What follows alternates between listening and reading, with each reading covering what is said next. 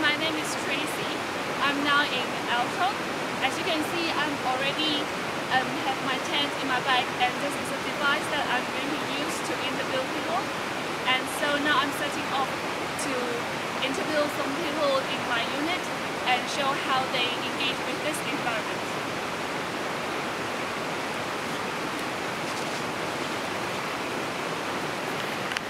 My project is about gathering the energy, the water energy, to a generator and provide energy for people.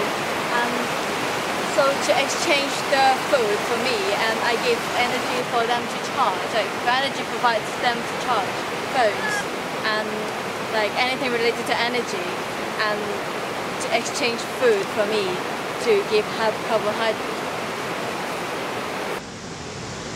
Hi, I'm Yolanda. I'm in one of the branch out river in Alton, and river is really important in Pyrenees, and that's why I've designed this floatable tent, which helps me to explore a bit more into the river and maybe the ecosystem. So in the daytime, and at night, I will take the 4 wheels off and one of the legs from each corner and fold it in so I could inhabit it in there with the 2 fabrics, so it protects me from cold and rain.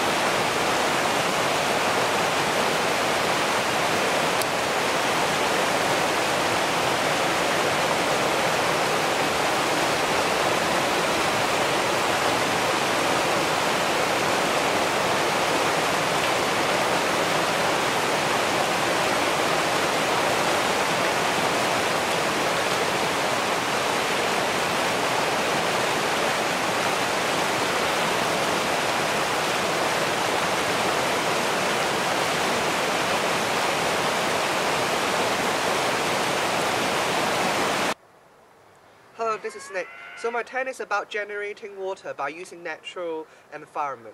For example, temperature change, evaporation, and also condensation. It's because small villages spreading out over Pyrenees are sometimes quite far apart and isolated, and hikers easily get lost and experience lacking water problems. And with this tent design, they won't be worrying for looking river and natural springs, and also it acts as a water station to other hikers and campers too. Actually, I got this idea from a design which carried out in the 1960s, the condensation cube. I've been trying out pinching this tent in quite a few area, which I pinched it up last night, the night before at high up in the mountain, but it was quite dry up there and it didn't work quite well. And last night I have set this tent down here at the valley, and with the frost and the temperature change, it works quite well. And then you can see the outer layer of the tent is now foggy and it's carrying out the condensation process. Hi, I'm Izzy. My project is about light and manipulating and harvesting it in the Pyrenees. I was inspired by a fly's eye, and so I created a kind of compound lens tent, and also by the high levels of light high up in the Pyrenees. My tent allows me to manipulate light to my advantage. It keeps me warm. If it's cold outside, you can put the light around you and heat up inside, and also allows me to cook and melt things. So I'd be melting chocolate and heating up water, and yeah, I can look at the stars and moon at night as well.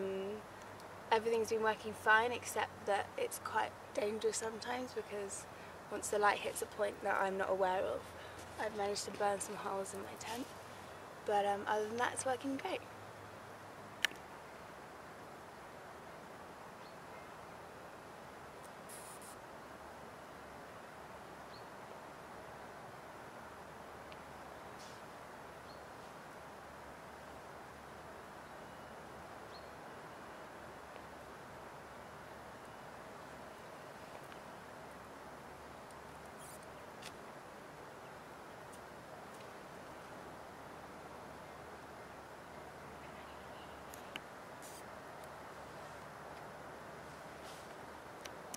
Yeah. Hi, my name is Dennis, and right now I'm in the Spanish village of Altron, located within the Spanish Pyrenees. I've come here to test out my tent. This tent is designed to have two purposes. First of all, it is a shelter, and secondly, it's a communication device with the local environment here in the Spanish Pyrenees. What my tent's designed to do is it has a satellite dish up the top here, which I use to record bird noises and noises of the local animals here. And what I'm trying to do is, once I record these noises, I like to emit them back using some speakers into the environment and try to engage in a dialogue with the animals that inhabit this area. My tent has two modes, like I've mentioned. This is the first, where it's mainly a shelter, and then it's collapsible into the second mode, which is my audio recording mode. And in this mode, all of these tent poles here collapse down, making my structure more minimal and less obtrusive in the landscape, so as not to scare the birds or any of the animals away.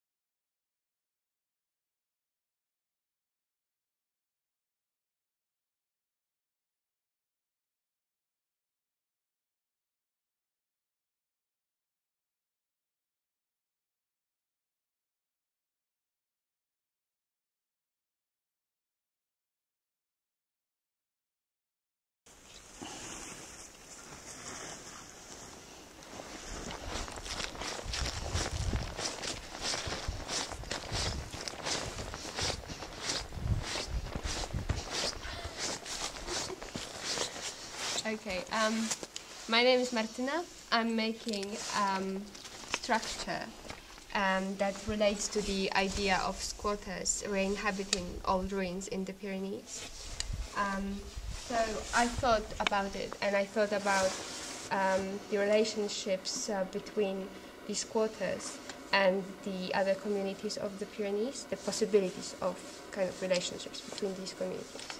And I thought about squatters scavenging on other communities by creating rubbish and then using them to create this primary commodity, which is for them a place to live.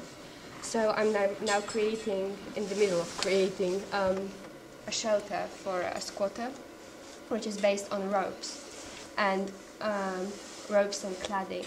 There are 4 types of materials: tension materials, rope, compression materials, insulation, and waterproofing materials.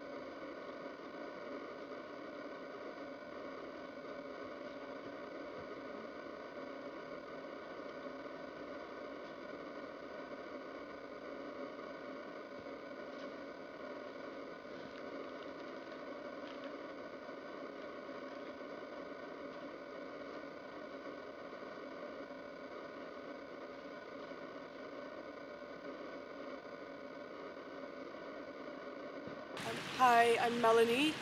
My project is about observing the vultures that can be found here in the Pyrenees and charting their flights in the tent that I designed. And the tent will also be quite camouflaged into the landscape because the main design is the pixelated color system. So hopefully I'll test that out and it'll blend in nicely, and hopefully I'll see some birds.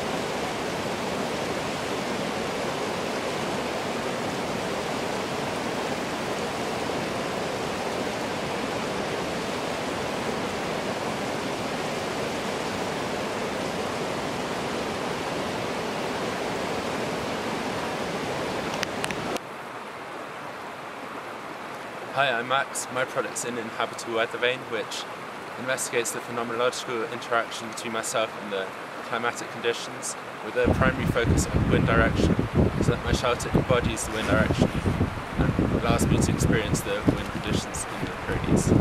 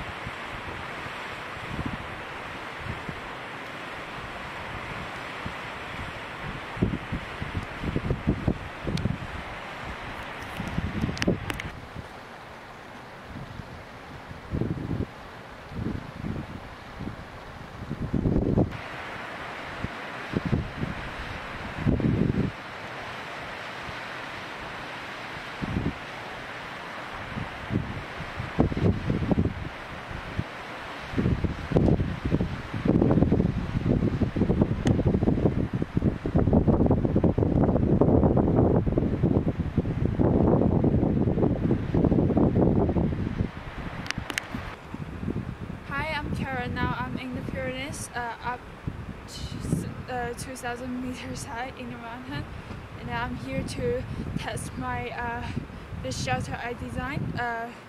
It's a wearable shelter designed to record the weather conditions, and it's supposed to be changeable. It's supposed to be transformed upon bad weathers.